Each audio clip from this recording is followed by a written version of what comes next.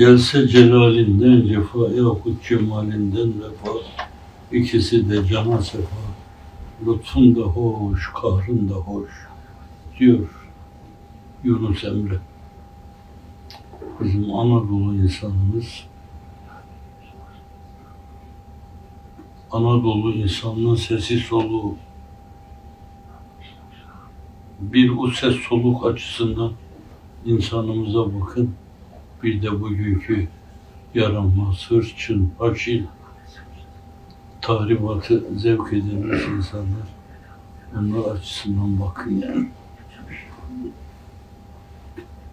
Üstad Necip Fazıl Basu Vadel Mevt tabiriyle ifade etti o duygusunu.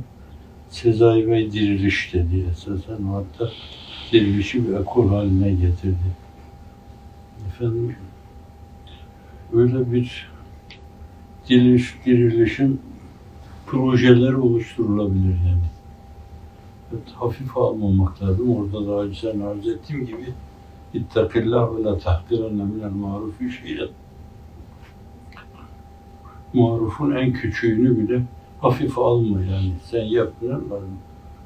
Efendim, yoldan bir taşı kaldırıp Müslümanlara zarar vermesin diye atma, sadaka sayılmış yani işte. Evet, Cenab-ı Hakk'a rahmeti gelir. Öyle olmasa zaten biz bütün ümitsizlikle yıkılır gideriz. Hep ümit ediyoruz inşallah.